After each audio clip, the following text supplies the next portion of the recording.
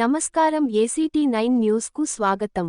పెద్దపల్లి జిల్లా మంథని మండలం అక్కేపల్లి గ్రామ పంచాయతీ పరిధిలోని సిద్దపల్లి గ్రామంలో సింగరేణి సంస్థ RG3 పరిధిలోని OC2 ప్రాజెక్టు విస్తరణలో భాగంగా బుధవారం గ్రామంలోని భూములపై న్యాయస్థానం ఆదేశించిన తీర్పును ధిక్కరించి ఇళ్ల కూల్చివేతలకు ప్రయత్నించిన సింగరేణి అధికారులపై భూ నిర్వాసితులు ఆగ్రహం వ్యక్తం చేస్తూ అడ్డుకున్నారు. గ్రామస్తులు మాట్లాడుతూ అధికార యంత్రాంగం నిర్దేశించిన భూముల అంచనా విలువలు న్యాయపరంగా లేకపోవడం వల్ల భూ నిర్వాసితులు హైకోర్టును ఆశ్రయించినట్లు తెలిపారు.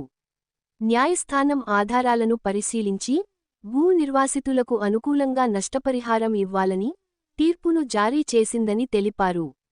కోర్టు తీర్పును గౌరవించి కోర్టు ఆదేశాల ప్రకారం తమకు 100% నష్టపరిహారం చెల్లించాలని భూ నిర్వాసితులు డిమాండ్ చేశారు. కోర్టు ఆదేశాలు అమలు చేయకపోవడం దారుణమని బాధితులు పేర్కొన్నారు.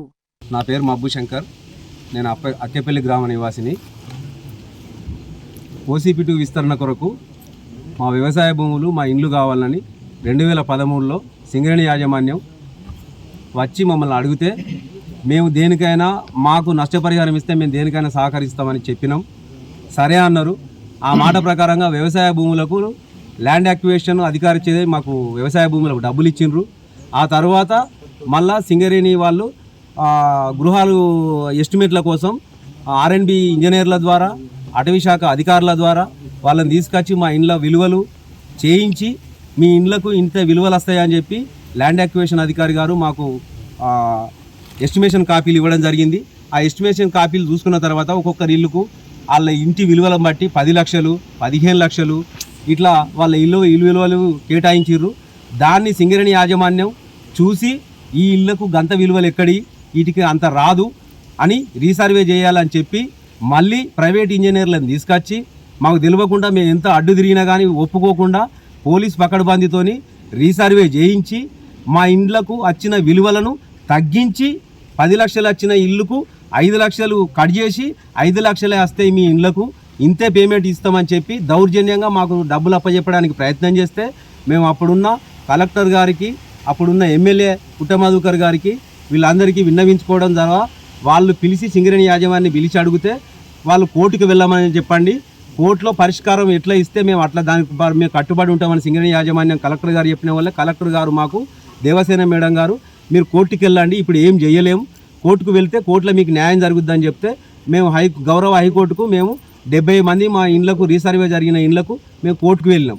కోర్టుకు వెళ్ళి 8 సంవత్సరాలు సుదీర్ఘ విచారణ జరిపిన కోర్టు ఖచ్చితంగా వీళ్ళకి అన్యాయం జరిగింది అని చెప్పి న్యాయంగా వీళ్ళకి 100% ఇవ్వమని చెప్పి మాకు జడ్జిమెంటు అక్టోబర్ 2024లో మాకు జడ్జిమెంట్ వచ్చింది. వస్తే దాని ప్రకారం మాకు డబ్బులు ఇవ్వండి సార్ అని మేము సింగరేణి వాళ్ళని అడిగితే లేదు మేము ల్యాండ్ యాక్విజిషన్ అధికారులకు అప్పచెప్పినామని వీళ్ళు అంటారు. ల్యాండ్ యాక్విజిషన్ అధికారి దగ్గర పోతే సింగరేణి మాకు ఇవ్వలేదు, మాకు ఇస్తే మేము మీకు ఇస్తామని వాళ్ళు చెప్పడం.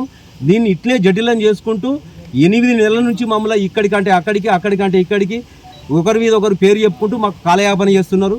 ఆ తర్వాత మేము ఈ సమస్య ఇట్లా ఉండగానే L6 కెనాలి డైవర్షన్ కోసమని మా ఇండ్లు కూలగొట్టి L6 కెనాల్ ఈలంగా మేము చేసుకుంటామని చెప్పి ఇల్లు ఇప్పడానికి వస్తే లేదు మాకు కోర్టు నుంచి వచ్చిన ఆర్డర్ ప్రకారం మాకు అప్పుడు ఇళ్లకు నష్టపరిహారం తక్కువ ఇచ్చిండ్రు.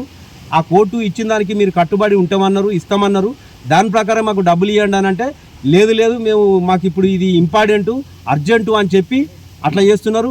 అదొకటే కాక ఇప్పుడు మా పక్కన ఉన్న తుర్కపల్లిలో ఇల్లు ఖాళీ చేయించినప్పుడు రవాణా ఛార్జీల కింద 30,000 ఇచ్చిండ్రు ఇల్లు ఇప్పుకుంటే. ఆ 30,000 వాళ్ళకి ఇచ్చారు కానీ మీకు లేదు అని అంటున్నారు. ఆ 30,000 కూడా చెల్లించాలి. గౌరవ కోర్టు నుంచి వచ్చిన మాకు ఆ తీర్పు ప్రకారం మాకు డబ్బులు చెల్లించాలి. ఇంకొకటి R&R ప్యాకేజీ విషయంలో పిల్లలై ఆ సర్టిఫికెట్ వెరిఫికేషన్ అని ఇంకా ఇది అని అది అని దాని విషయంలో ఆ పిల్లలను ఆఫీసులో చుట్టూ దింపుతున్నారు. ఆ సర్టిఫికెట్లు కరెక్ట్ ఉన్నాయా లేవా అవి లేవా అన్నది వాళ్ళు చూసుకొని వాళ్ళ డబ్బులు వాళ్ళకి అప్పచెప్పాలి. నెక్స్ట్ ఇలాంటి సమస్యలన్నీ ఉండంగా మేము ఇండ్లు ఇప్పి కాల్ చేస్తాం, మేము కెనాల్ డైవర్షన్ చేసుకుంటామంటే దానికి మేము ఒప్పుకోము.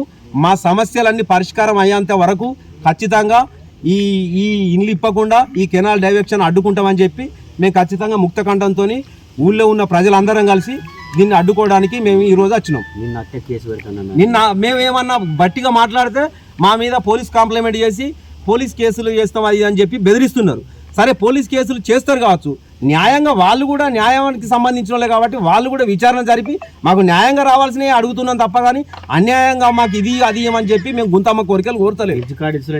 ఆ బ్రిడ్జి దగ్గర కూడా L6 కెనాల్ అప్పుడు గిట్నే ఆపితే దానికి మేము లేదు మీకు ఖచ్చితంగా న్యాయం చేస్తాం అది అని చెప్తేనే అప్పుడు ఆ బ్రిడ్జి కెనాల్ ఒప్పుకున్నాం. అప్పటి నుంచి ఇప్పటి వరకు మాకు ఎలాంటి న్యాయం చేయలేదు సింగరేణి యాజమాన్యం. కాబట్టి ఆ 7 మీద కేసు అయింది. ఆ కేసును కూడా ఇప్పటికీ మేము దాన్ని అంగీకరించి పోతున్నాం కోర్టుకు. అయినా ఆ కేసు కొట్టుడు పోదు, మాకున్న సమస్యలు పరిష్కారం కావు. కాబట్టి మా సమస్యలు పరిష్కారం అయ్యేంత వరకు ఖచ్చితంగా ఈ గృహాలు ఇప్పనియం, L6 కెనాలి తోడనివ్వం. మా ఇంటికి సింగరేణి వాళ్ళు వచ్చి ఇద్దరు అయితే మీ ఇల్లు ఇప్పుతామమ్మా అని అన్నారు. మా ఇల్లు రీసర్వేలు ఉన్నది, కోర్టుల కేసు ఉన్నది, మా ఇల్లు ఎట్లా ఇప్పుతారు, మాకు 32 లక్షలు పడ్డాయని రీసర్వే చేసారు. 2 ప్రాజెక్ట్ నంబర్లు అయితే మా బిడ్డ వాళ్ళది అది వేయింది, మొత్తం ఇల్లు వేయింది. మా 4 రూములు 8 రూముల ఇల్లుకు 7 లక్షలు వేసారు. 7 లక్షలు వేసినాక అవి కూడా దాటికి కూడా కోర్టు చుట్టూ తిరిగి ఆ 7 లక్షలు కూడా కోర్టుకే ఖర్చు పెట్టినాం. మా ఇండ్లు మాకు రీసర్వే డబ్బులు ఇచ్చారాక మా ఇండ్లు కూడా కొట్టద్దు, మేము ఇక్కడ మందు డబ్బాలు పెట్టుకొని ఉంటాం. మేము